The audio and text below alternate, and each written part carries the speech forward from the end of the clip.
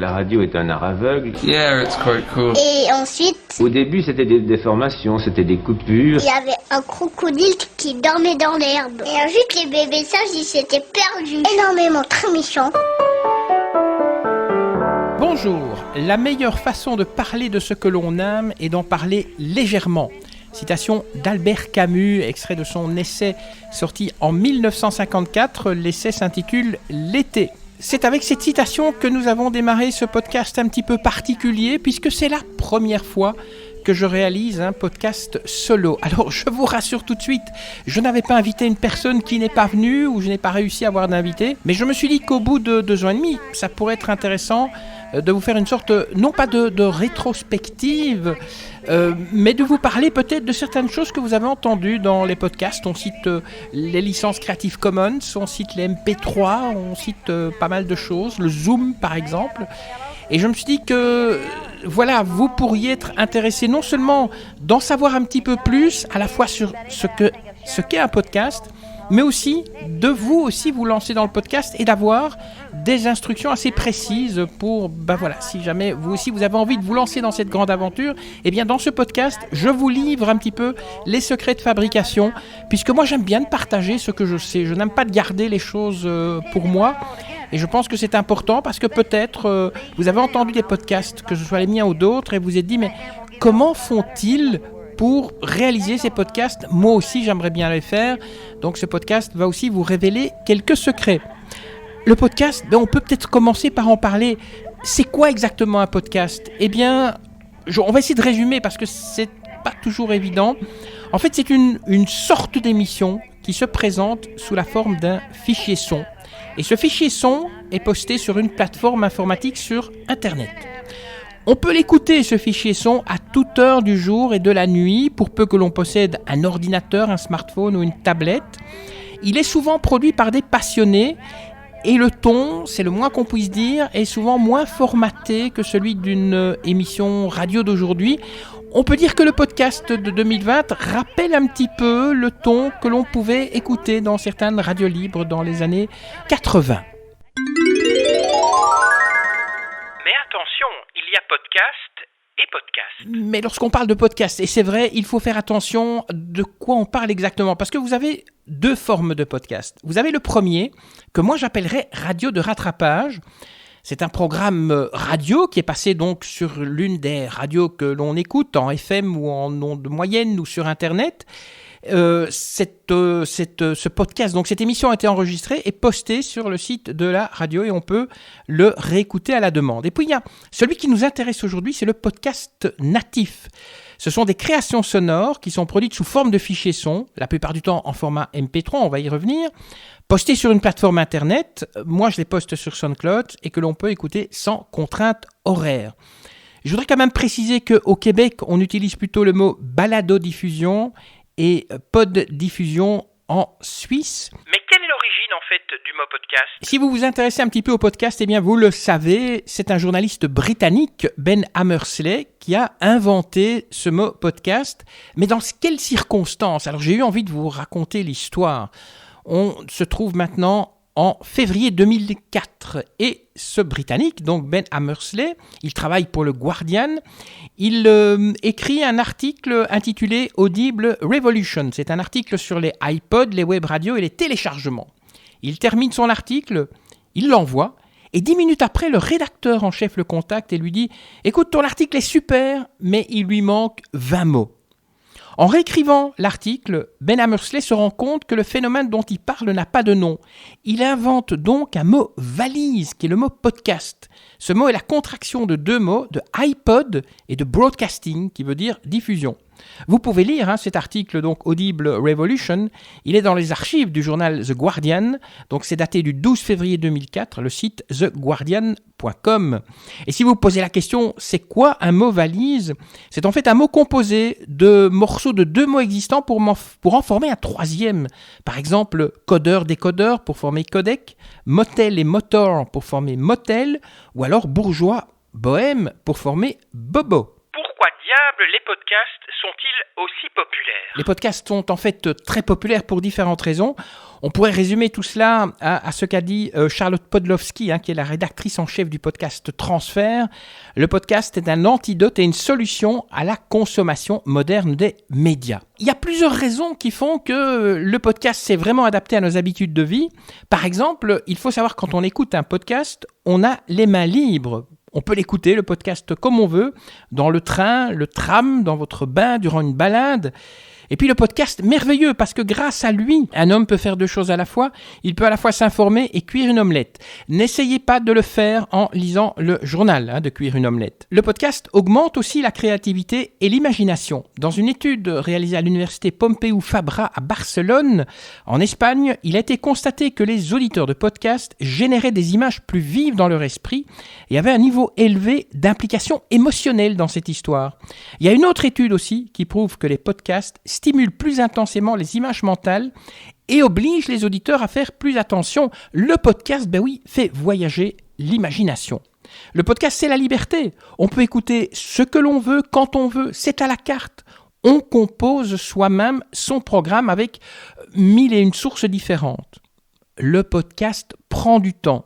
Par rapport à une émission radio, un podcast natif sur un sujet donné prend plus le temps d'expliquer qu'une émission radio.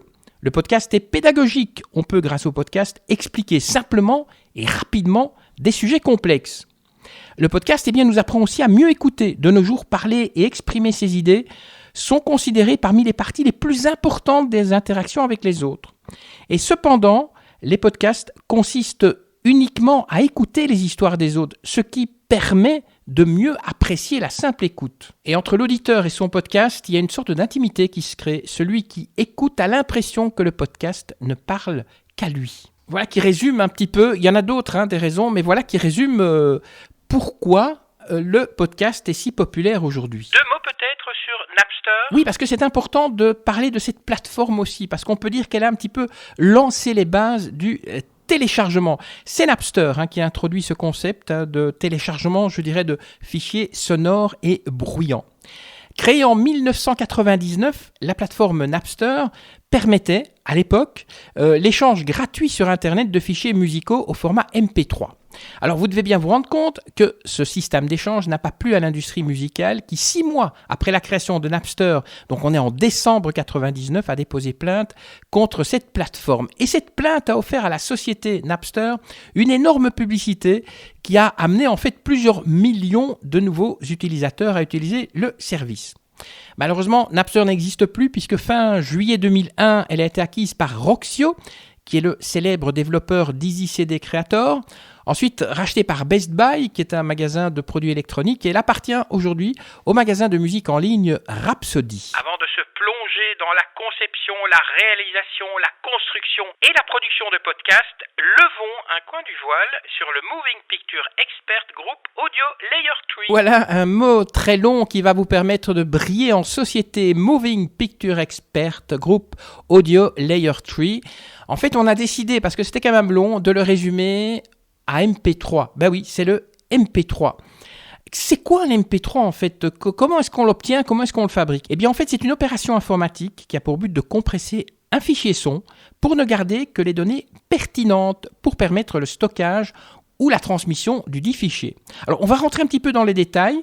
On supprime par cette opération les fréquences de son audibles que l'oreille humaine ne peut entendre, comme les ultrasons par exemple, et on ne garde que les données pertinentes. On peut réduire jusqu'à 11 fois la taille d'un fichier standard. Pour donner un exemple, on pourrait mettre en MP3 14 heures de musique sur un CD de 74 minutes.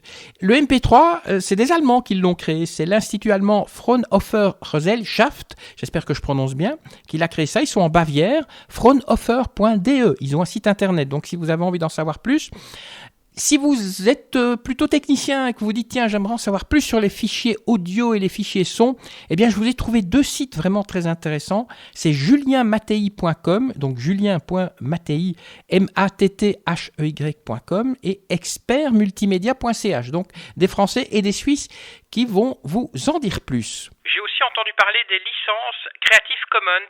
Quel est leur but ? Pour les producteurs que nous sommes donc de podcasts natifs, eh bien, ces licences sont très importantes parce qu'elles ont pour but d'encourager la circulation des œuvres, l'échange et la créativité de manière simple et légale. En fait, au travers d'un cadre juridique qui repose sur le choix par les auteurs d'un certain nombre de droits et d'autorisations sur leurs œuvres. Ces licences Creative Commons donnent à tout un chacun la possibilité d'utiliser des œuvres sans autorisation, mais dans le respect des conditions établies. Alors, grâce à ces licences, les créateurs, comme par exemple les producteurs de podcasts natifs, peuvent exercer leurs droits d'auteur en autorisant certaines utilisations de leur création. Les œuvres sont partagées, mais certains droits sont réservés. Alors, par exemple, mes podcasts, donc les interviews d'Eric Cooper, vous pouvez les télécharger gratuitement, les diffuser en radio, en TV, sur votre site internet, mais vous ne pouvez pas en faire un usage commercial et vous devez absolument me citer en tant qu'auteur du podcast si vous les diffusez. Sinon, tarte à gueule à la récré. Le podcast, c'est de l'info. Et donc une question vient à l'esprit naturellement.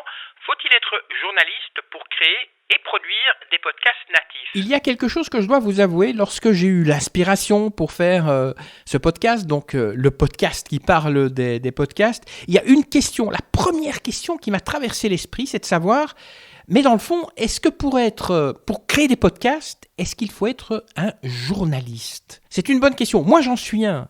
Et je me suis dit, qu'est-ce que je fais ? Est-ce que je m'adresse seulement à mes collègues ou bien je partage les infos avec tout le monde ? Et à la question, faut-il être un journaliste pour produire et créer des podcasts ? La réponse est non. J'ai bien réfléchi en fait. Ça m'arrive de réfléchir, vous savez, mais ça dépend de la lune et des étoiles filantes. Et donc, la réponse est non. Non. Mais attention, il y a quand même certaines règles à respecter. Je dirais qu'elles sont universelles, ça dépend du pays. Quel que soit, ça ne dépend pas du pays. Les règles sont, on ne fait pas de racisme, pas de misogynie, pas d'homophobie, on n'insulte pas les gens, on ne fait pas l'apologie du nazisme, enfin, vous me comprenez un petit peu.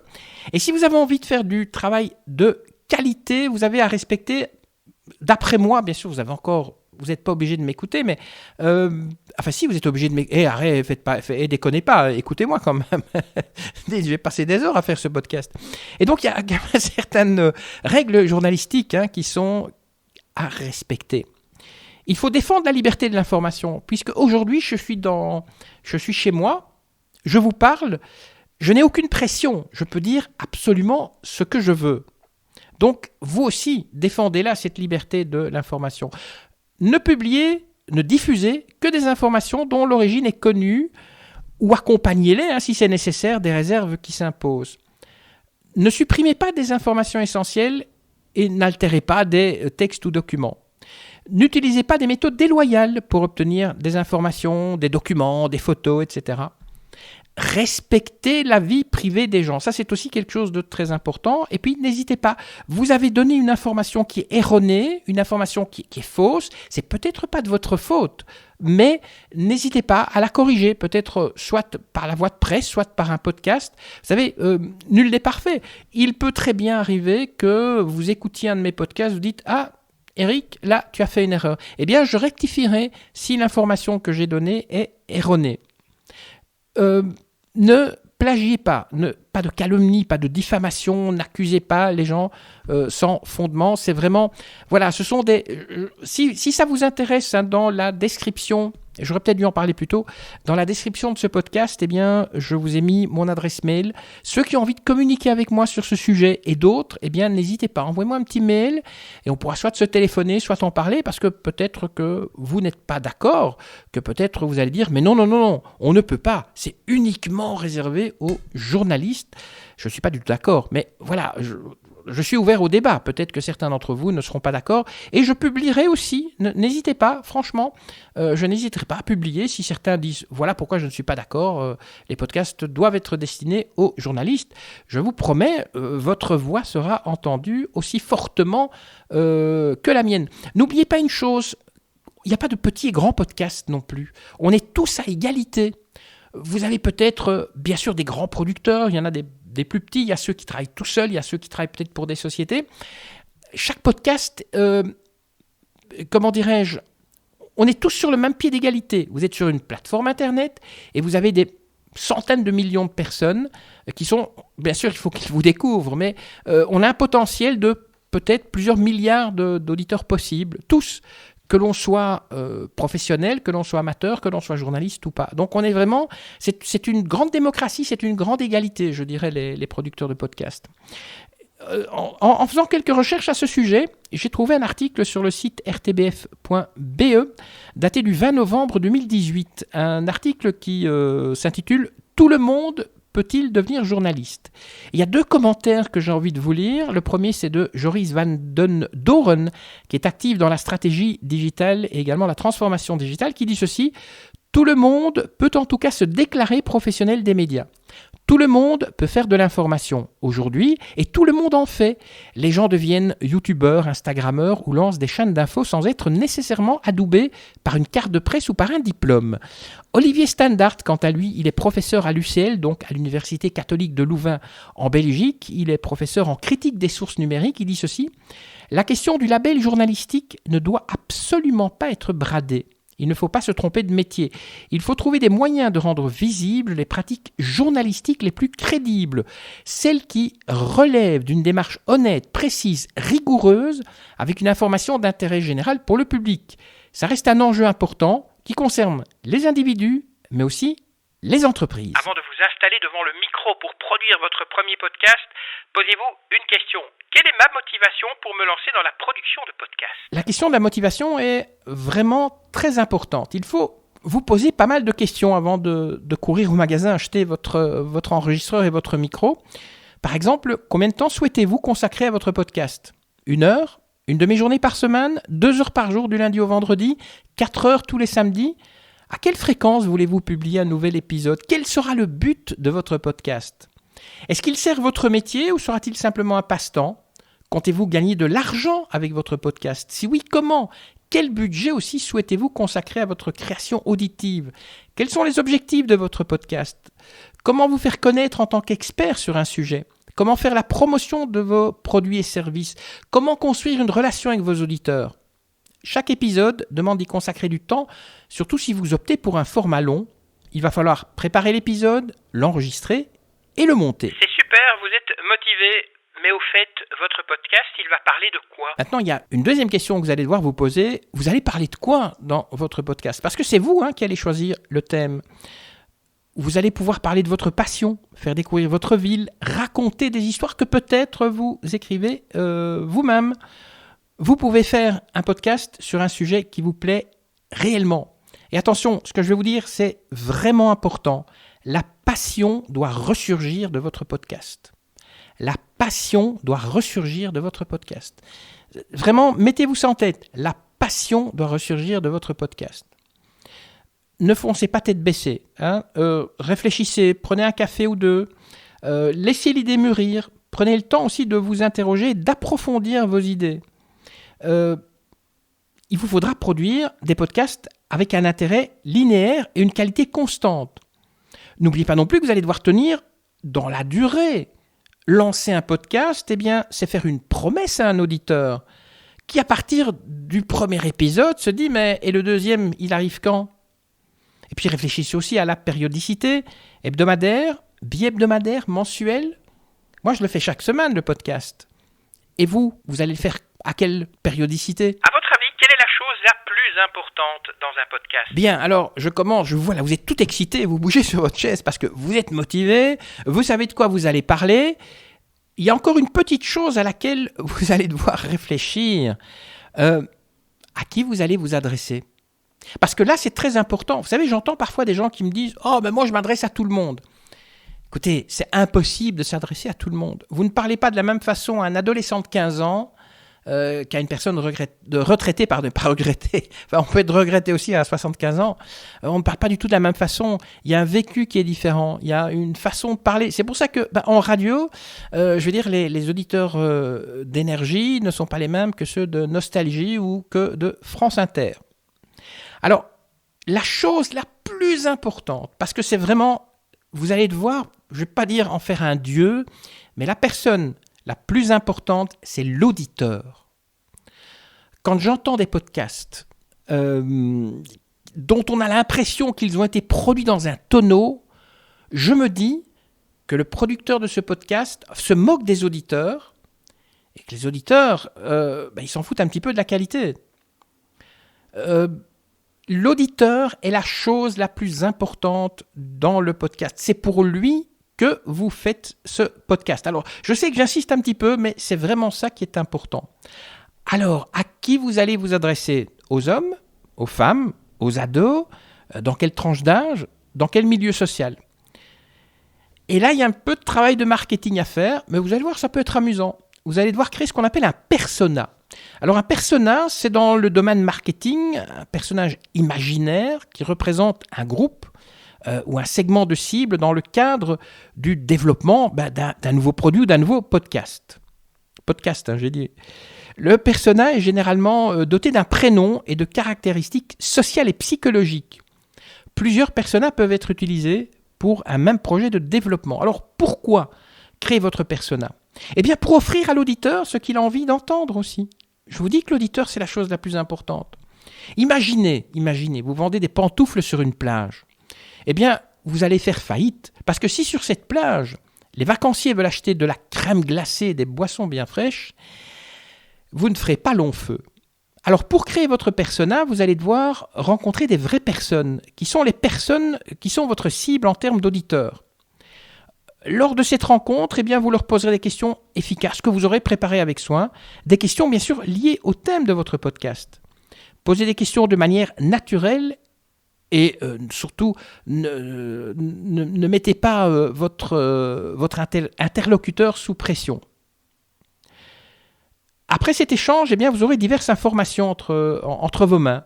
Son âge, son sexe, sa situation professionnelle, son lieu d'habitation, ses diplômes, ses émotions, quelles sont ses peurs, ses rêves, ses objectifs, ses envies.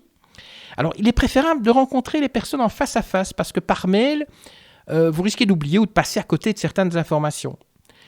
Si vous ne vivez pas dans la même ville, vous pouvez utiliser le téléphone ou mieux une conversation en visioconférence. Et une fois ces informations recueillies, c'est le moment d'analyser ces données pour construire votre persona. Vous allez donc construire 2 auditeurs types et à chaque podcast produit, posez-vous la question de savoir si le sujet entre dans les envies de votre persona ou de vos auditeurs types.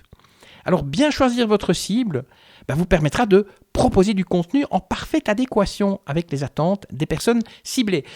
Je vous répète, l'auditeur est la personne la plus importante. Donc quel que soit le sujet que vous allez aborder, eh bien, vous allez devoir vous dire, moi je veux par exemple toucher les trentenaires qui sont cadres supérieurs, qui cuisinent eux-mêmes, qui adorent le bio. Enfin voilà, je vous invente. Une va s'appeler Marine et l'autre va s'appeler Godefroy. Il a 2 enfants, il a un chat qui s'appelle Bandit. Enfin bref, donc ça demande un peu de travail. Alors vous allez me dire, oui, mais tout ça pour faire un podcast. Dites-vous bien une chose, c'est que si vous faites un podcast qui va toucher vraiment, qui va faire plaisir aux gens, je vais vous dire un truc. Allez, moi par exemple, vous avez envie de me toucher, eh bien, vous parlez des plantes médicinales et des plantes sauvages qui sont comestibles. Là, je peux vous dire que le podcast, je le suivrai chaque semaine. Si par contre, vous me faites un podcast sur les mathématiques, eh bien, je vais vous décevoir.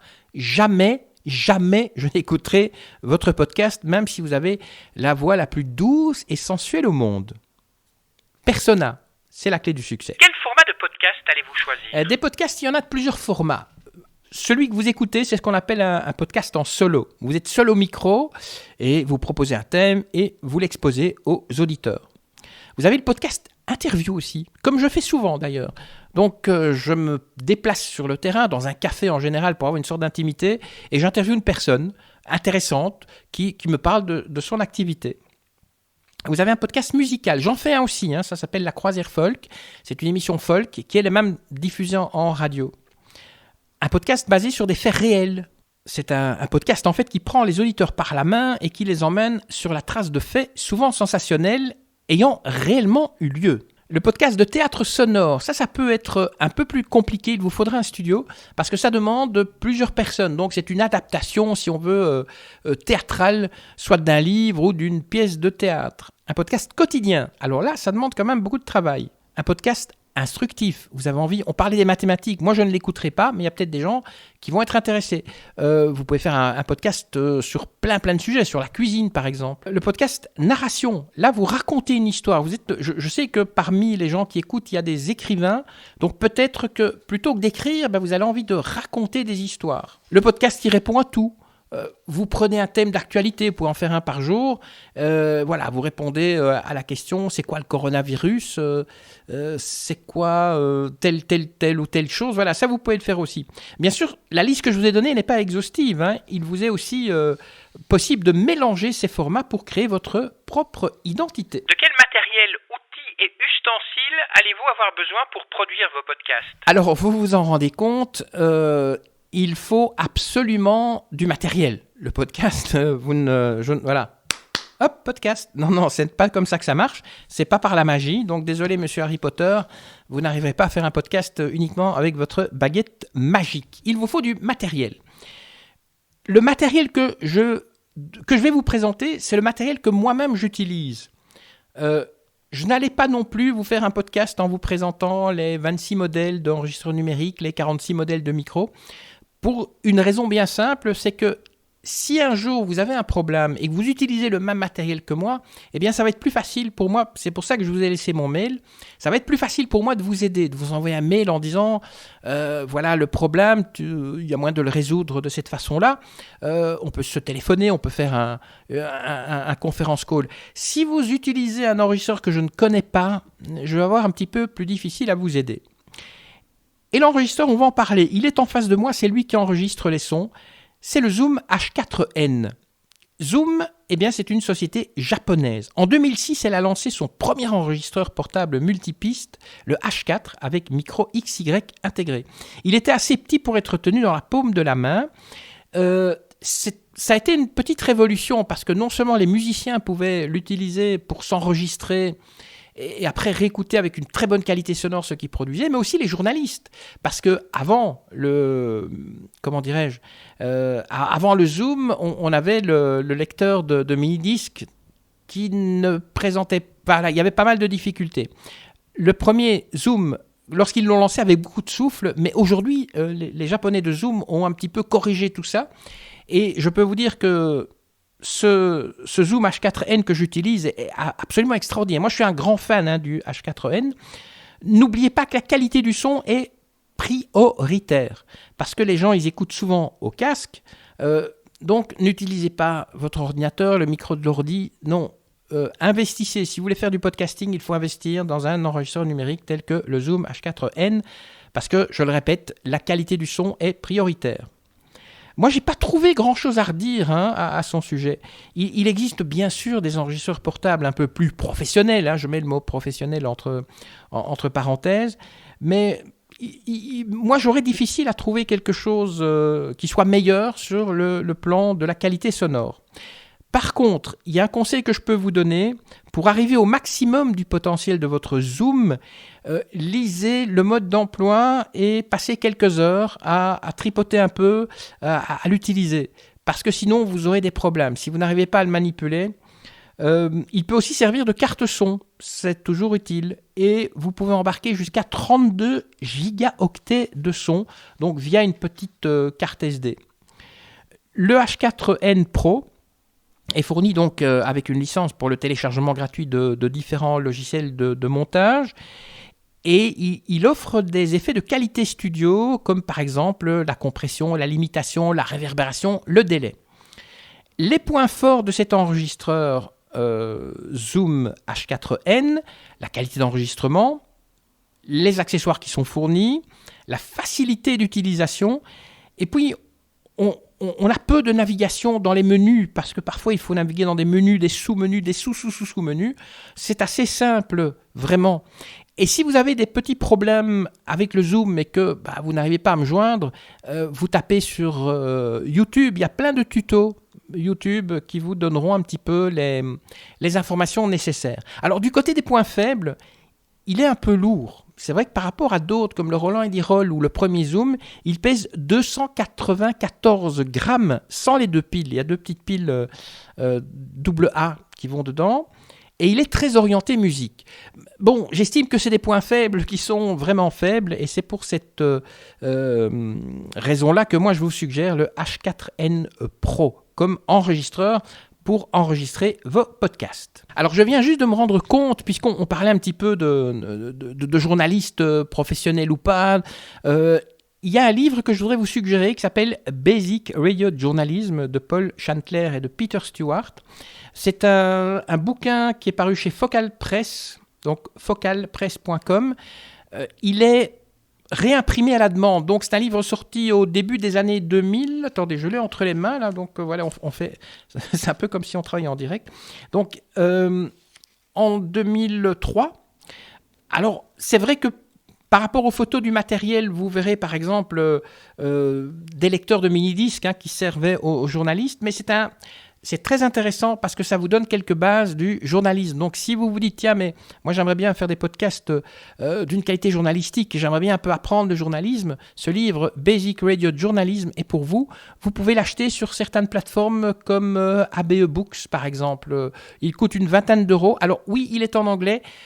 Mais dites-vous bien que dans ce monde, c'est toujours bon d'être bilingue, trilingue, quadrilingue. Donc, ça sera peut-être aussi une façon, non seulement vous apprendre à faire des podcasts, mais en plus, vous pourrez rafraîchir votre anglais. Il y a plein de choses. On parle comment faire une interview, comment faire une émission radio.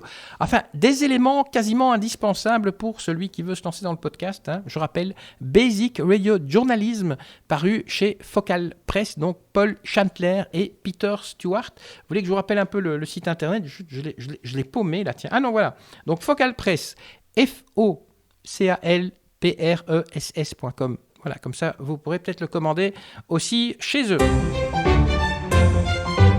On va passer au microphone. Il y a deux micros, en fait, qu'on voit souvent parmi les personnes qui font du podcast. C'est le Shure, la société Shure, donc, qui est basée dans le village de Niles, dans l'Illinois. C'est une société qui a été fondée en 1925 par Sidney Shure. À l'origine, cette compagnie distribuait des pièces de radio. Elle s'est mise à fabriquer des microphones en 1931. La société Sennheiser, elle a été fondée en 1945, quelques semaines après la fin de la guerre, par un certain Fritz Sennheiser, donc qui nous a quittés en 2010, et il était accompagné de 7 ingénieurs camarades de l'université de Hanovre.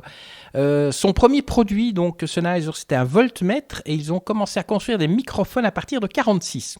Alors, il y a d'autres producteurs, d'autres fabricants de micros. On peut citer dans les sociétés allemandes Schups, Neumann, Beyer Dynamics. Parmi les japonais, Sanken Audio-Technica, DPA, ce sont des Danois, Rode des Australiens, AKG des Autrichiens, Octava des Russes, Aston Origin, ce sont des Anglais, ils sont nouveaux sur le marché. Il y a Royer aussi qui sont américains.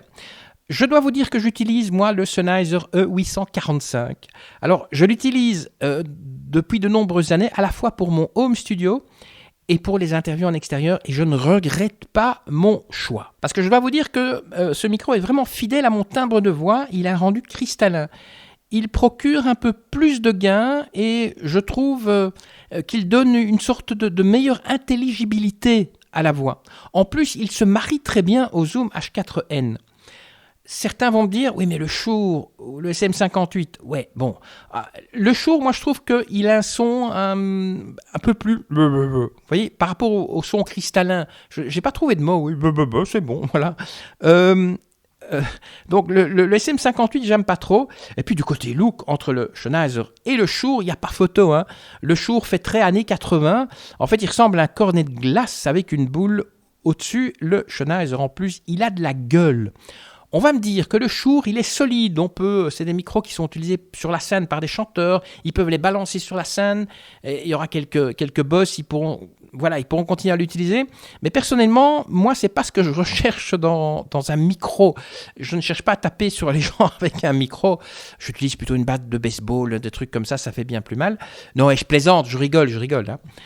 N'oubliez pas non plus, on parle du microphone, mais n'oubliez pas de vous acheter un casque, toujours Sennheiser. Et je pense aussi que Sennheiser fait aussi des petits pieds de micro de table, parce que vous ne tiendrez pas le micro en main, c'est pas très pratique, parce que vous aurez peut-être des feuilles à lire. Donc achetez-vous un petit pied de micro de table aussi, comme ça complétera votre home studio, et le Zoom, vous pourrez même l'emporter sur le terrain pour aller faire des petites interviews sur le terrain.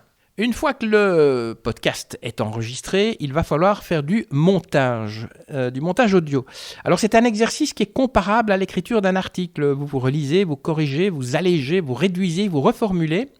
Vous pouvez aussi simplifier les propos d'un invité par la narration. Certains podcasteurs d'ailleurs segmentent le podcast avec de la musique, mais ce n'est pas indispensable. Attention, on parlera de la plateforme SoundCloud. Si vous n'avez pas les droits pour mettre de la musique sur SoundCloud, n'utilisez pas SoundCloud, utilisez plutôt Mixcloud. Alors, si vous êtes débutant, c'est vrai que la maîtrise d'un logiciel de montage peut prendre plusieurs mois. Il existe heureusement des tutos en ligne, sur YouTube entre autres, qui seront d'une aide précieuse. Quel logiciel utiliser ? Alors, vous avez Audacity, qui est un logiciel d'enregistrement de son numérique. C'est un logiciel qui est distribué sous licence libre sur Windows, Mac et Linux. Alors, grâce à Audacity, vous pouvez éditer vos podcasts, couper les parties à supprimer, rassembler les fragments à garder, ajouter des effets sonores ou de la musique, corriger certains petits défauts de vos pistes audio, avec environ une quarantaine d'effets disponibles.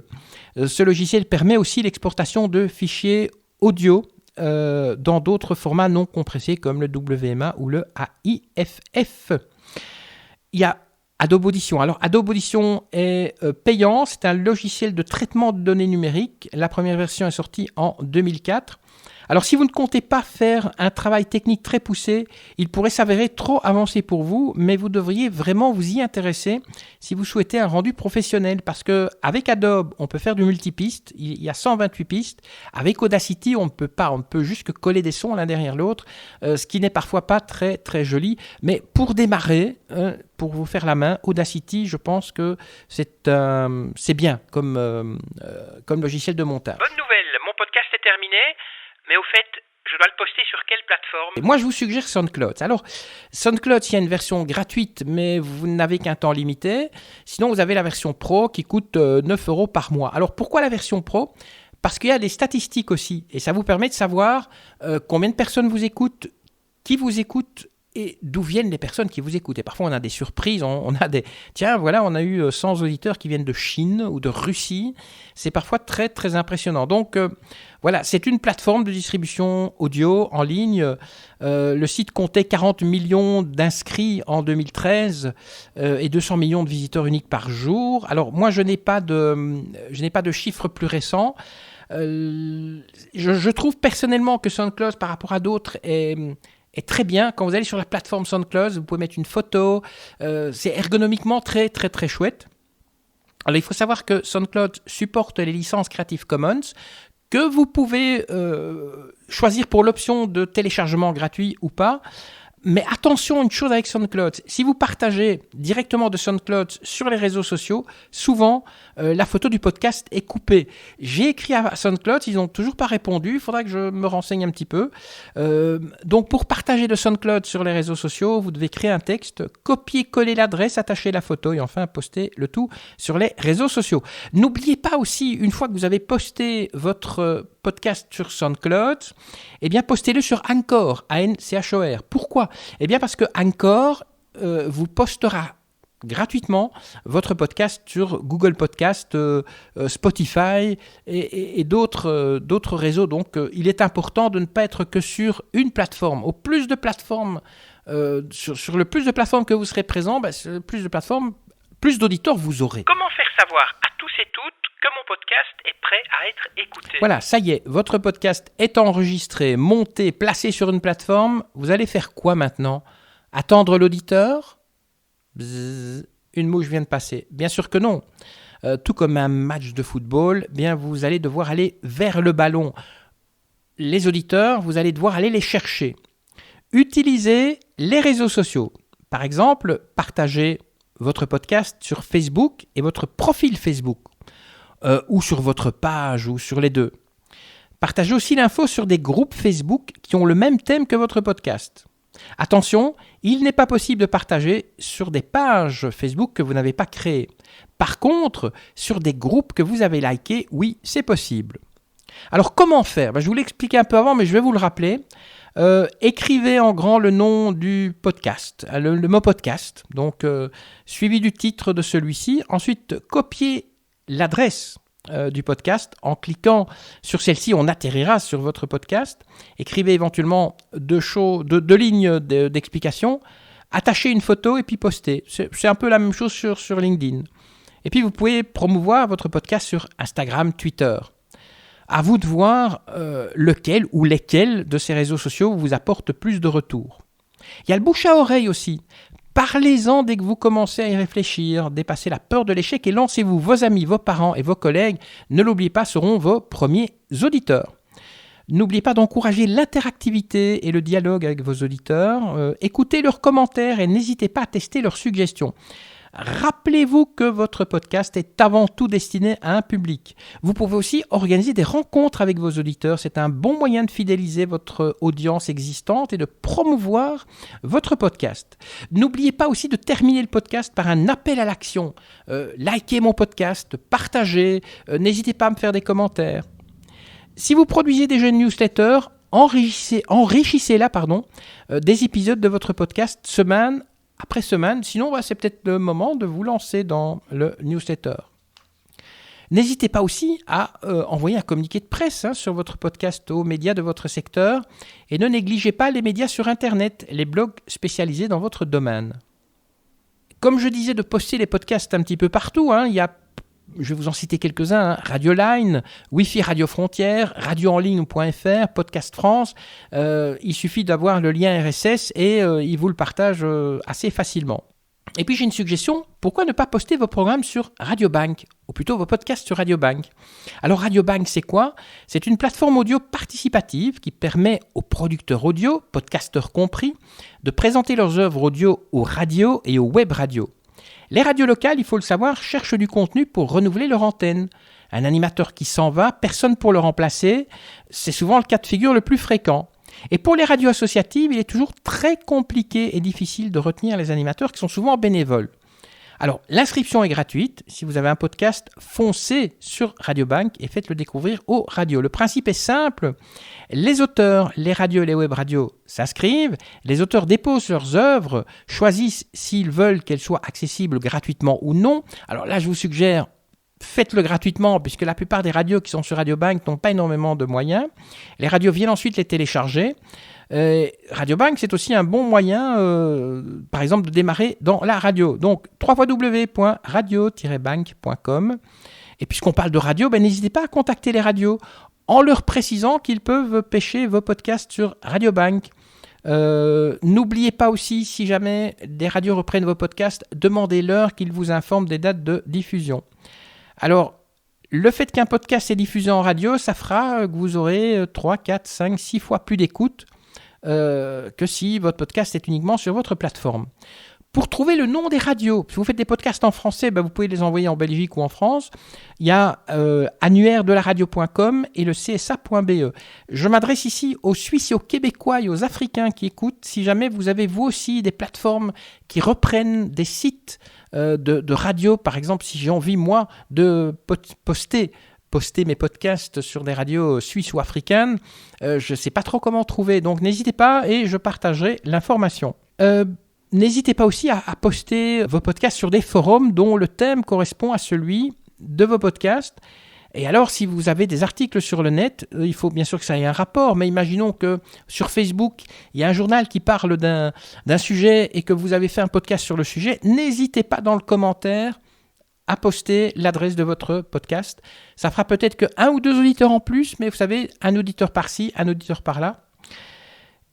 Il y a une question aussi, c'est la monétisation. Mais là, moi, je vous propose qu'on en parle une autre fois, dans un autre podcast solo. Je ne sais pas quand je vais le faire, parce qu'à mon avis, je vous laisse quand même le temps de digérer ce podcast et de podcast. J'ai difficile à le dire. On arrive à la fin, on le sent, la fatigue.